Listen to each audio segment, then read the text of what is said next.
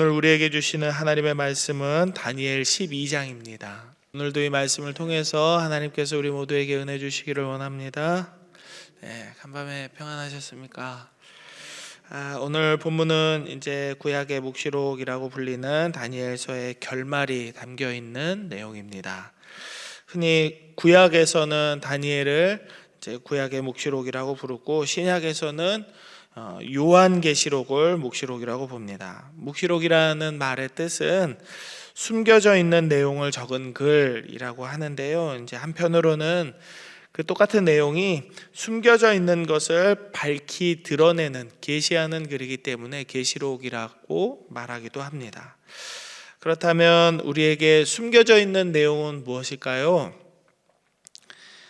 로또 비밀 같은 거 이렇게 숨겨놓고 요거 읽으면은 1등 된다 그러면은 다 읽을 텐데요, 그렇죠? 근데 그런 거 말고 너무 뻔한 내용들이 좀 숨겨져 있습니다. 어떤 내용일까요? 현재의 믿음을 잘 지키고 살려고 하는 이들에게 닥쳐진 아픔과 고통이 해결되는 그날에 대해서 이야기하고 있습니다. 끝까지 믿음을 지키는 자는 하나님께서 구원하실 것이고, 조금이라도 힘든 일이 있을 때마다 하나님을 떠나고 하나님 말씀을 의심하고 하나님과 상관없이 살게 된다면 그 사람에게는 좀 안타깝지만 구원은 없을 것이다 라는 이야기가 이 비밀이라고 하는 것입니다. 저자는 1절에서 그때라고 하는 말을 3번이나 반복합니다. 제가 한번 읽어볼까요? 그때에 내 민족을 호위하는 큰 군주 미가엘이 일어날 것이요 또 환란이 있으리니 이는 개국 이래로 그때까지 없던 환란일 것이며 그때에 내 백성 중 책에 기록된 모든 자가 구원을 받을 것이라. 그때라는 이 때는 이제 종말의 때인데요. 누군가에게는 이 종말의 때가 구원의 때고 누군가에게는 이 종말의 때가 심판의 때가 될 것입니다. 힘들고 어렵게 사는 사람들, 끝까지 믿음을 지키는 사람들에게는 구원의 날이 되겠죠. 힘들고 어려운 상황에서도 내가 이 믿음을 지켰는데 맞았어. 내 믿음이 틀리지 않았어. 하나님께서 나를 이제 사망에서 생명으로 건져주시는구나 하고 확신하는, 그걸 눈으로 확인하는 그런 구원의 때가 될 것이고요. 하나님 없는 사람처럼 그렇게 살았던 사람들에게는 심판의 날이 되는 것입니다. 그런데 종말의 때가 되면 이제까지 없었던 큰 환란이 닥쳐올 건데요. 하나님의 책에 기록된 모든 사람은 구원을 받게 될 것이다 라고 명확하게 적혀 있습니다. 그리고 죽은 자들을 일으켜 세우시는 그날에 영생과 영원한 심판의 자리가 있을 것인데 그 예언이 2절에 이어지죠. 2절 같이 읽어봅니다. 시작. 땅의 티끌 가운데에서 자는 자 중에 많은 사람이 깨어나 영생을 받는 자도 있겠고 수치를 당하여서 영원히 부끄러움을 당할 자도 있을 것이며. 그 종말의 때에 그때에 맞춰서 죽는 사람만이 아니라 이전에 죽었었던 모든 영혼들을 땅의 티끌에서 다 이렇게 세우신다라는 것입니다. 그래서 모든 사람이 그리스도의 심판대 앞에서 심판을 받게 될 것인데 누군가는 영생을 받는 사람이 될 것이고 누군가는 수치를 당하여서 영원한 부끄러움에 처하게 될 것이다 이야기합니다.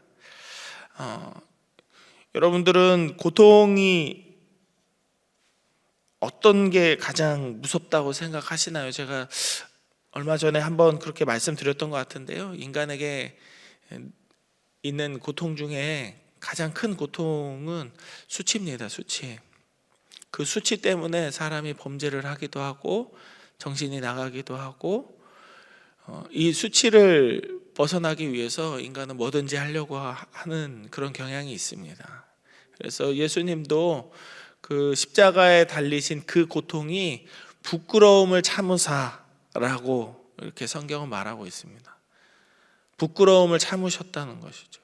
옷을 다 벗고 사람들한테 모욕을 받고 맞지 않아도 될 매와 그 채찍을 맞았다라는 것도 고통이지만 그런 일을 수모를 겪는 창조주께서 피조물들에게 그런 수모를 겪는 수치를 예수님은 참으셨다라고, 우리의 구원을 위해서 견디셨다라고 이렇게 성경은 말하고 있는데요.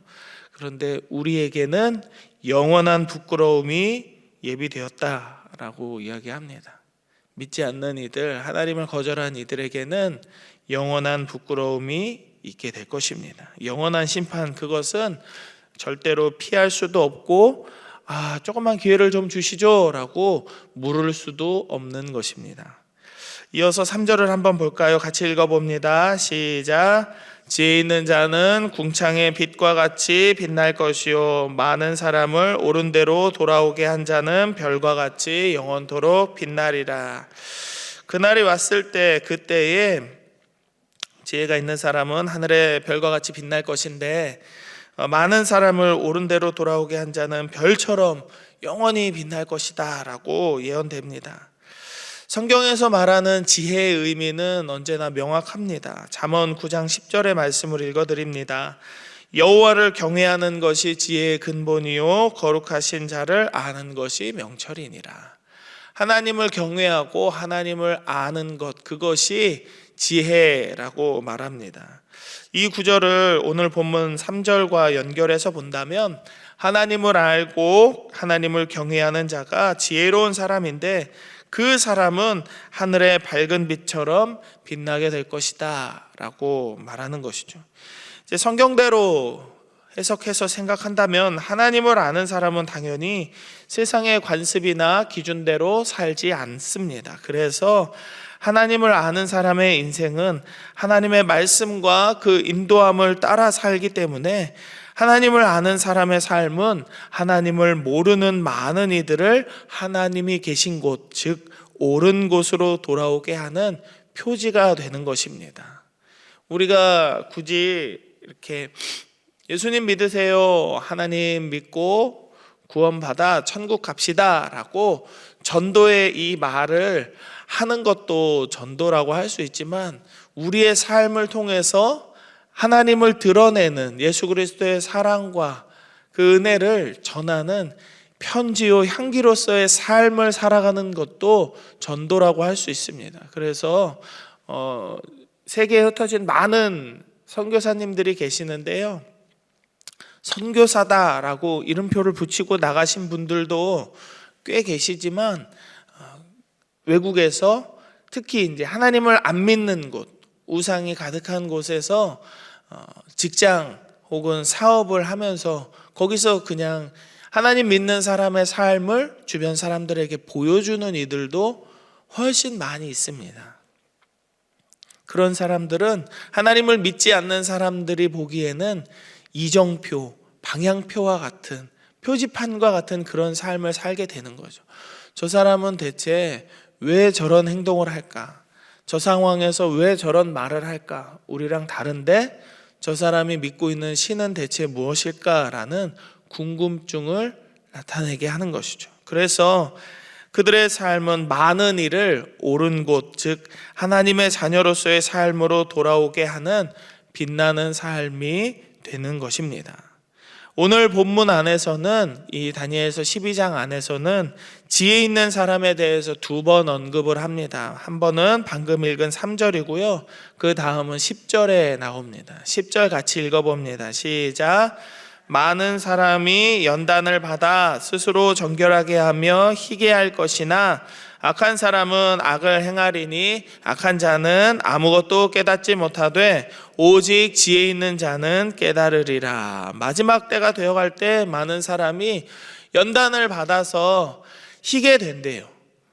금이 정련을 받듯이, 은이 정련을 받듯이 부글부글 끓는 그 용광로에 들어가고 나면 이제 더러운 때들은 다 벗어지게 되고 순결한 금, 순결한 은만 남잖아요. 그런 것처럼 우리 인생의 고난과 어려움과 아픔은 우리를 힘들게 하고 고통스럽게 하는 면도 있지만, 한편으로는 우리가 그때에 더 정결해지고 하나님 앞에서 거룩해지는 계기가 될 수 있습니다. 마지막 때가 되면은 많은 사람들이 그렇게 깨끗하게 될 것이다 라고 예언이 되는데요. 그런데 악한 사람들은 그럼에도 불구하고 하나님이 주시는 연단의 의미를 이해하지 못하고 계속 그리고 더욱 악해질 것이라는 예언을 받습니다.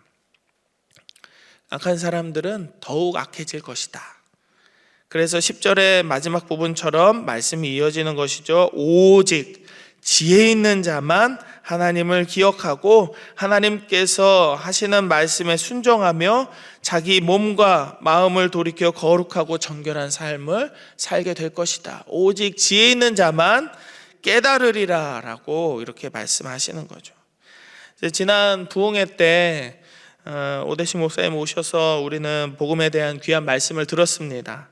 예수 그리스도께서 우리를 위해서 어떤 희생을 하셨고 우리는 그분의 십자가가 주는 의미를 분명히 알고 그 삶을 선택해야 한다라는 이 진실한 믿음을 가져야 한다라는 것에 대해서 이야기했습니다. 그러나 복음에는, 복음이라는 이 단어에는 우리를 살리시는 하나님의 사랑, 그리스도의 그 희생과 헌신이 있다라는 사실 이면에 복음을 받아들이지 않는 자들을 향한 하나님의 진노가 있다라는 사실을 동시에 포함하고 있음을 우리는 알아야 됩니다.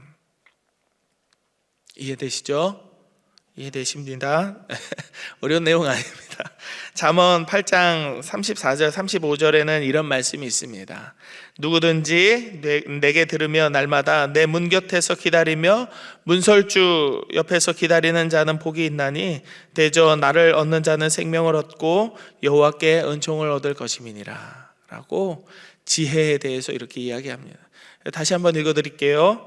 누구든지 내게 들으며 날마다 내 문 곁에서 기다리며 문설주 옆에서 기다리는 자는 복이 있나니 대저 나를 얻는 자는 생명을 얻고 여호와께 은총을 얻을 것임이니라 라고 잠언 8장 34절 35절은 이렇게 말씀합니다. 하나님의 말씀을 사모하고 그분의 말씀을 경외함으로 받기 원하는 신실한 믿음이 있는 자는 생명과 은혜를 얻게 된다라는 말씀입니다. 이것이 지혜이고 이것이 우리에게는 복음입니다. 그런데 바로 이어서 잠언 8장 36절의 말씀도 읽어드리겠습니다. 그러나 나를 잃는 자는, 잃어버리는 자는 자기의 영혼을 해하는 자라. 나를 미워하는 자는 사망을 사랑하느니라 라는 말씀이 있습니다.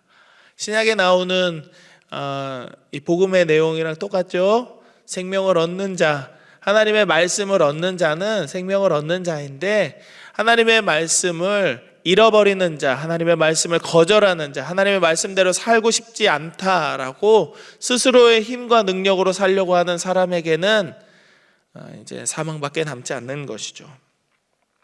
그런 사람은 사망을 사랑하는 자라고 이야기합니다.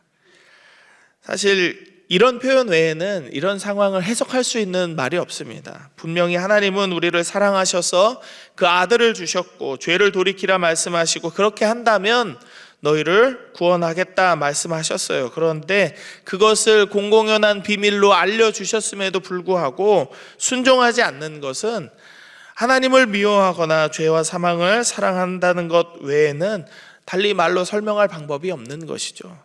이 같은 사실이 믿지 않는 이들에게는 비밀이 되는 것이고 믿는 우리에게는 믿음의 지식이 되는 것입니다. 하지만 이 모든 계시를 직접 받은 다니엘조차 이해할 수 없어서 천사에게 직접 물어봐야 하는 순간이 있는데요. 8절의 말씀 같이 읽어볼까요? 8절입니다. 시작. 내가 듣고도 깨닫지 못한지라. 내가 이르되 내 주여 이 모든 일의 결국이 어떠하겠나이까 하니, 이 모든 일의 결과가 어떻게 될지에 대한 질문입니다. 그러면 마지막 때에 뭐 한때 두때 뭐 반때 뭐 이런 때가 지나고 나면 대체 어떻게 되나요? 어떻게 됩니까? 라고 이렇게 물어봅니다. 그때 천사가 뭐라고 대답했을까요? 9절입니다. 같이 읽어봅니다. 시작. 그가 이르되 다니엘아 갈지어다. 이 말은 마지막 때까지 간수하고 봉함할 것임이니라. 가라는 거죠. 이제 됐다. 너는 이제 그만 들어도 돼. 더 들을 필요는 없어. 가라 라고 이야기합니다. 더 이상 이 일에 집착하지 말라라는 것이죠. 다니엘은 더 이상 흔들리지 않을 만큼의 신앙적 지식을 얻었고, 또 그것을 다른 이에게 전하는 데도 문제가 없을 만큼 충만한 지혜를 얻었습니다. 그러나 그 이상의 것, 필요 이상의 것에 집착하면서 혹여라도 현실을 저버리거나 미래의 일에만 매달려서 오늘에 충실하지 않게 살면 안 되기 때문에 그만 알아도 돼 라고 선을 그은 것이죠. 그런데 이 선을 넘어가는 사람들이 많이 있었죠. 그래서 막 다가올 미래를 준비하라, 다미선교회 그런 거 있었잖아요. 선을 넘는 거죠. 그 때를 내가 알고 싶어하고 그때는 무슨 일이 일어날지에 대해서 나 스스로 생각한 대로 막 말하려고 하는 사람들, 함부로 생각할 필요가 없습니다. 우리는 그저 하나님께서 우리에게 주신 말씀대로만 살아가면 됩니다. 그래서 천사는 다니엘에게 그만 가라고, 갈지어다 라고 말하는 것입니다. 천사가 말해준 한 때와 두 때와 반 때의 예언이 얼마의 시간이든 간에 그것을 시행하는 것은 그 때와 그 결과는 다 하나님의 영역입니다. 우리는 오직 그날이 오기 전에 하나님 경외하며 살아가는 삶을 포기하지 않고 하나님 은혜에 감사하며 많은 이들에게 하나님의 복과 은혜를 전하는 통로로 살아가면 그만입니다. 그러면 우리는 복음에 합당한 삶을 사는 것이고, 복음의 아름다운 소식이 우리에게 이루어질 것을 기대하면서 우리의 삶을 아름답게 마무리할 수 있게 될 것이라고 저는 믿습니다. 사랑하는 여러분, 오늘을 살아가는 이 하루의 시간 동안 하나님께서 주신 은혜를 기억하면서 하나님과 동행하는, 힘들고 어렵지만 마지막 때가 분명히 있음을 기억하고 우리에게 정해진 은혜의 분량이 있음을 기억하면서 이 하루를 살아가는 우리 모두가 되었으면 좋겠습니다. 우리 마지막 절 같이 한번 읽어보고 기도하면 좋겠습니다. 13절입니다. 시작. 너는 가서 마지막을 기다리라. 이는 내가 평안히 쉬다가 끝날에는 내 몫을 누릴 것임이니라. 아멘. 이 말씀이 우리 모두에게 이루어지는 오늘이 되기를 주의 이름으로 축복합니다. 함께 기도하겠습니다. 이 시간 기도할 때에는 말씀을 기억하시면서 하나님 경외하기를 힘쓰며 굳건하게 믿음을 지키는 우리가 되게 해달라고 기도하시고, 아버지 학교를 위해서 기도하면 좋겠습니다. 이번 주부터 시작되는데요. 아버지 학교를 통해서 많은 가장들의 믿음이 변화되게 하시고 그 믿음으로 가정을 축복하고 자녀들을 옳은 대로 돌아오게 하는 하늘의 별빛과 같은 아버지들이 세워지게 해달라고, 그렇게 아버지 학교를 위해서 기도해 주시면 좋겠습니다. 그리고 취업을 위해서, 입시를 위해서 고군분투하고 있는 우리 자녀들, 우리 다음 세대 아이들 위해서 기도해 주시고요. 그리고 장례를 치르는 가정이 2가정이나 있습니다. 하나님께서 그 가정들 평안을 허락하시고 하늘의 위로를 허락하여 주십시오. 함께 기도하면 좋겠습니다. 함께 기도합니다. 하나님, 오늘도 주의 말씀 앞에 나와 이 하루를 시작할 수 있도록 은혜 주심에 감사를 드립니다. 마지막 때가 올 것을 분명히 알고 우리 날 계수할 수 있는 지혜가 있어서 언제나 하나님 경외하기를 힘쓰고 굳건하게 우리의 믿음을 지켜나가는 오늘의 삶이 되게 하여 주시옵소서. 그래서 아무리 힘들고 어려워도 좌절하고 낙심하지 않고 하나님만을 붙들고 살아가는 참된 믿음으로 오늘을 살아가는 우리들 다 되게 하여 주시옵소서. 특별히 우리 교회의 가정들 가운데 있는 아버지들을 위해서 기도합니다. 아버지들이 온전히 가정 가운데 믿음의 통로, 복의 통로로 가정을 축복하는 하나님의 은혜의 통로로 설 수 있도록 하나님 은혜를 내려주시기를 원하오니, 특별히 아버지 학교 안에서 하나님 많은 가장들이 믿음으로 그 가정을 축복하고 자녀들을 옳은 대로 돌아오게 하는 별빛과 같은 존재들로 세워지게 하여 주시옵소서. 무너졌던 영역들이 회복되게 하여 주시고 깨어졌던 관계들이 회복되는 역사가 일어날 수 있도록 주여 은혜를 베풀어 주시옵소서. 주셔서